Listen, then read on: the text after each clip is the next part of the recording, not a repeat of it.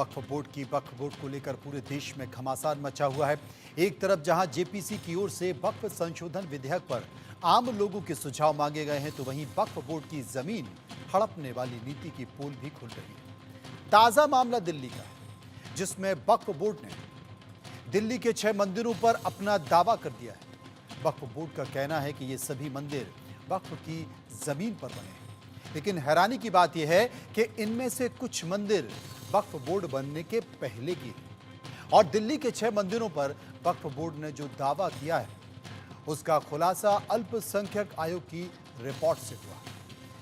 यह रिपोर्ट 2019 में आई थी और इसमें दावा किया गया है कि दिल्ली के कई मंदिर वक्फ बोर्ड की जमीन पर बने हुए हैं। इस रिपोर्ट में जो दावे किए गए हैं उसे फैक्ट फाइंडिंग रिपोर्ट को कहा गया है।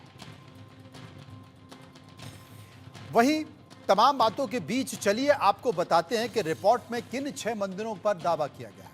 ये मंदिर वक्फ की जमीन पर बने हैं। पहला मंदिर मंगोलपुरी का प्राचीन शिव मंदिर, शिव शक्ति काली माता मंदिर, हनुमान मंदिर, स्वर्ग आश्रम पर भी दावेदारी की गई है। वीके दत्त कॉलोनी का सनातन धर्म मंदिर भी इसमें शामिल है और शिवपुरी शिव मंदिर की जमीन पर भी वक्फ बोर्ड ने अपना दावा ठोक दिया।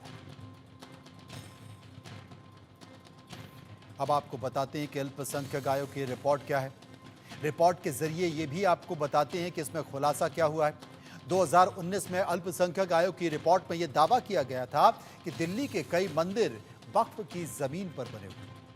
2019 की इस रिपोर्ट को दिल्ली अल्पसंख्यक आयोग ने फैक्ट फाइंडिंग रिपोर्ट करार दिया था और the legal status of religious spaces around west Delhi नाम दिया था। अब कितनी जमीन है यह भी आपको बताते हैं कि कैसे वक्फ बोर्ड की जमीन देश में तेजी से बढ़ रही है। एक रिपोर्ट के मुताबिक देश की वक्फ संपत्ति पिछले कुछ सालों में उसका इजाफा हुआ है।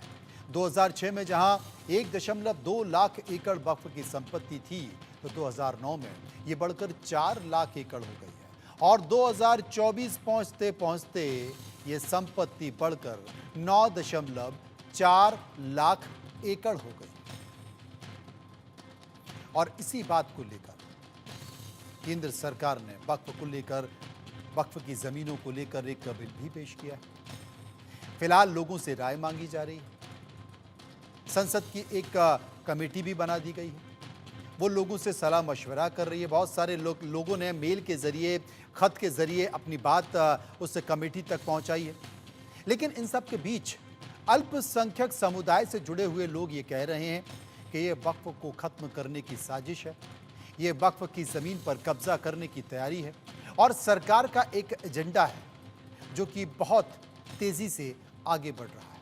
असुद्दीन अवैसी भी इसी तरह का आरोप लगा रहे हैं और तमाम अल्पसंख्यक नेता भी इस तरह के लगा रहे हैं। लेकिन चौंकाने वाले कई सारे आंकड़े जो कि टीवी स्क्रीन पर चल रहे हैं वो बताते हैं कि कैसे धीरे धीरे कई सालों में वक्फ की संपत्ति बढ़ी है और इसीलिए ये एक विवाद का कारण भी बन गई है।